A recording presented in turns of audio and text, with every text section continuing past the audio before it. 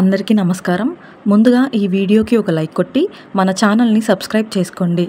July 24 గురువారం నాడు ఆషాఢ అమావాస్య ఏర్పడబోతుంది. దీన్నే చుక్కల అమావాస్య అని కూడా అంటారు. అత్యంత శక్తివంతమైన ఆషాఢ అమావాస్య రోజున కొన్ని శక్తివంతమైన పరిహారాలను పాటిస్తే ఈ సంవత్సరం అంతా మీ కుటుంబంపై లక్ష్మీ కటాక్షం సిద్ధిస్తుంది. ఈ నెలలో వచ్చిన ఆషాఢ అమావాస్య గురు పుష్యమి యోగంతో ఏర్పడబోతుంది. పుష్యమి నక్షత్రంలో అమావాస్య రావడం చాలా విశేషం.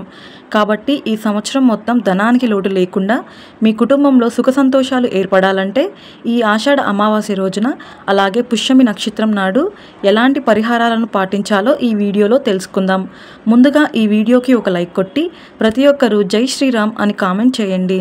ఈ ఆషాఢ అమావాస్య అంటే లక్ష్మీదేవికి అలాగే గౌరీదేవికి ఎంతో ఇష్టమైన అమావాస్య.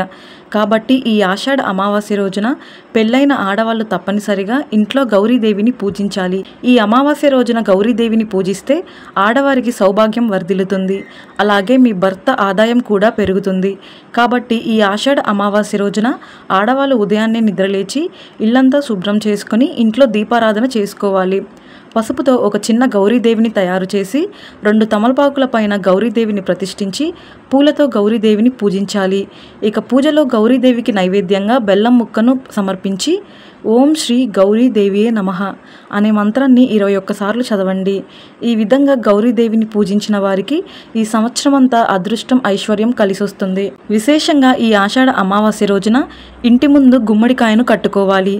ఈ అమావాస్య రోజున గుమ్మడికాయ కడితే మీ కుటుంబానికి చాలా మంచి జరుగుతుంది. కుటుంబ సమస్యలన్నీ తొలగిపోయి మీ ఇంట్లో ఎలాంటి సమస్యలు ఏర్పడకుండా డబ్బు పరంగా మీ ఇంటికి బాగా కలిసి వస్తుంది. కాబట్టి ఈ ఆషాఢ అమావాస్య రోజున ఒక గుమ్మడికాయను తెచ్చుకొని ఆ గుమ్మడికాయకు పసుపు రాసి కుంకుమ బొట్లు పెట్టి మీ ఇంటి గుమ్మానికి వేలాడదీసి గుమ్మడికాయకు ధూపం వేయండి. దిష్టి గుమ్మడికాయకు తప్పకుండా తొడిమ ఉండాలి. ఇంటి ముందు దిష్టి గుమ్మడికాయ కట్టలేని వారు కలవంద మొక్కను కానీ పూజించిన నిమ్మకాయలను కానీ కట్టుకోండి. అదేవిధంగా ఈ ఆషాఢ అమావాస్య రోజున మీ ఇంటికి ఉప్పుతో దిష్టి తీసుకోవాలి. మీ ఇంటి యజమాని ఇంటి గుమ్మం ముందు నిలబడి రాళ్ళ ఉప్పుతో ఇంటికి దిష్టి తీయాలి. భయంకరమైన నరఘోష సమస్యలు అలాగే ఎదురింటి వారు చెడు దృష్టి తొలగిపోయి మీ ఇంట్లోకి డబ్బు రావడం ప్రారంభమవుతుంది. గురుపుష్యమి యోగంతో కలిసి వచ్చిన అమావాస్య నాడు ప్రతి ఒక్కరూ తప్పనిసరిగా పసుపు రంగు వస్త్రాలను ధరించండి. ఈ రోజున పసుపు రంగు వస్త్రాలను ధరిస్తే విపరీతమైన అదృష్టం కలిసొస్తుంది. అదేవిధంగా ఈ అమావాస్య నాడు ప్రతి ఒక్కరూ పసుపును కొనండి.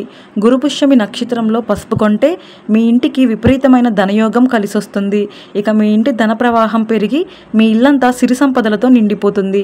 విపరీతమైన అప్పుల సమస్యలతో బాధపడేవారు ఈ అమావాస్య రోజున ఒక వేప చెట్టును నాటండి. నెల తిరగకుండానే ఏదో ఒక విధంగా మీ అప్పులన్నీ వెంటనే తీరిపోతాయి. ఇక అమావాస్య రోజున ఇంట్లో ఉన్న చిన్నపిల్లలకు తప్పనిసరిగా దిష్టి తీయాలి. చిన్నపిల్లల పైన నరదిష్టి ఎక్కువగా ఉంటుంది.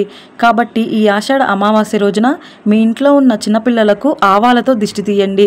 భయంకరమైన నరదిష్టి దోషాలన్నీ వెంటనే తొలగిపోతాయి. మన తాంత్రిక గ్రంథాలలో ఎన్నో అద్భుతమైన పరిహారాలను వివరించారు. అయితే ఈ అమావాస్య రోజున రాహుకాల సమయంలో అంటే జూలై 24వ తేదీన గురువారం నాడు మధ్యాహ్నం 1:30 నుండి 3 గంటల మధ్యలో ఇంట్లో ఉన్న ప్రతి ఒక్కరూ తప్పనిసరిగా తేనె కలిపిన మరమరాలను తినండి. ఇలా చేయడం వల్ల సర్వ పాపాలన్నీ తొలగిపోయి మోక్షం లభిస్తుంది. మన జాతకంలో పాపకర్మలు తొలగిపోతే జీవితంలో ఎలాంటి సమస్యలు ఏర్పడకుండా ఉంటాయి. కాబట్టి ఈ పరిహారాన్ని తప్పకుండా పాటించి చూడండి. ఇక ఈ ఆషాఢ అమావాస్య రోజున ఇంట్లో ఉన్న ప్రతి ఒక్కరూ ఖచ్చితంగా తలస్నానం చేయాలి. లేదంటే మిమ్మల్ని దురదృష్టం వెంటాడుతుంది. అదేవిధంగా ఈ అమావాస్య నాడు తలకు నూనె రాయకూడదు. ప్రతి ఒక్కరికి ఎన్నో కోరికలు ఉంటాయి. కోరిన కోరికలన్నీ వెంటనే నెరవేరాలంటే ఈ ఆషాఢ అమావాస్య రోజున నల్లచీమలు కనిపిస్తే ఆ నల్లచీమలకు ఆహారంగా పంచదారను వేయండి. కోరిన కోరికలన్నీ తక్షణమే నెరవేరుతాయి. ఇక ప్రస్తుత రోజుల్లో చాలామంది కాళ్లకు నల్లదారాన్ని కట్టుకుంటున్నారు.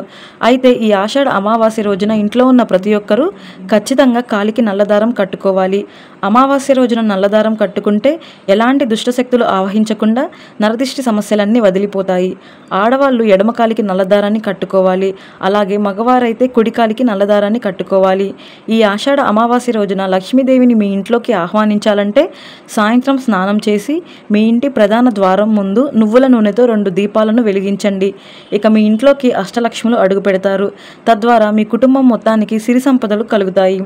అదేవిధంగా ఈ ఆషాఢ అమావాస్య నాడు మీ బీరువా తలుపులను శుభ్రంగా తుడిచి బీరువా పైన స్వస్తిక్ గుర్తును వేసి మీ బీరువాలో ఒక ఎర్రటి వస్త్రాన్ని పెట్టుకోండి. అమావాస్య రోజున ఈ పరిహారం పాటిస్తే మీ ఇంట్లో లక్ష్మీదేవి స్థిర నివాసం ఉంటుంది. తద్వారా మీరు ధనవంతులయ్యే అవకాశం ఉంటుంది. అమావాస్య రోజున గోవును పూజించిన వారికి సమస్త పాపాలన్నీ తొలగిపోయి జన్మ జన్మల అదృష్టం కలిసొస్తుంది. ముఖ్యంగా ఈ ఆషాఢ అమావాస్య రోజున గోమాతకు ఆహారం వేసి నమస్కారం చేసుకుంటే ముక్కోటి దేవతల ఆశీర్వాదం వెంటనే లభిస్తుంది.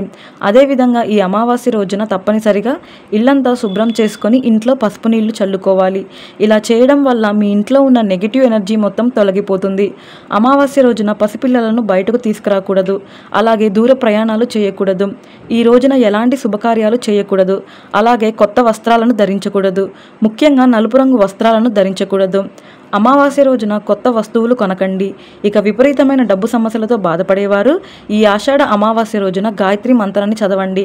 నెల తిరగకుండానే ఆర్థిక సమస్యలన్నీ తీరిపోయి మీ ఇంటి ఆదాయం బాగా పెరుగుతుంది. అమావాస్య రోజున సూర్యుడు అస్తమించిన తర్వాత అంటే సాయంత్రం 6 దాటిన తర్వాత నూనె కొనకూడదు. అమావాస్య అంటేనే పితృదేవతలకు అంకితం.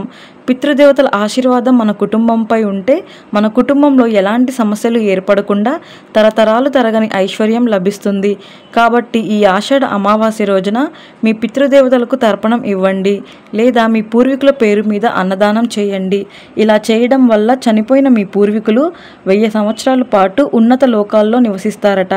కాబట్టి 1000 సంవత్సరాల పాటు మీ పూర్వీకులు మీ వంశాన్ని రక్షిస్తూ ఉంటారు. ఈ అమావాస్య రోజున ఏది చేసినా చేయకపోయినా బ్రాహ్మణులకు స్వయం పాకం దానం చేయండి. మీ కుటుంబంలో ఎలాంటి సమస్యలు ఏర్పడకుండా ఉంటాయి. అమావాస్య రోజున ఇలాంటి చిన్న చిన్న నియమాలను పాటిస్తే సంపూర్ణ లక్ష్మీ కటాక్షాన్ని పొందవచ్చు. ఈ వీడియో మీకు నచ్చితే లైక్ చేసి సబ్స్క్రైబ్ చేసుకోండి. జై శ్రీరామ్.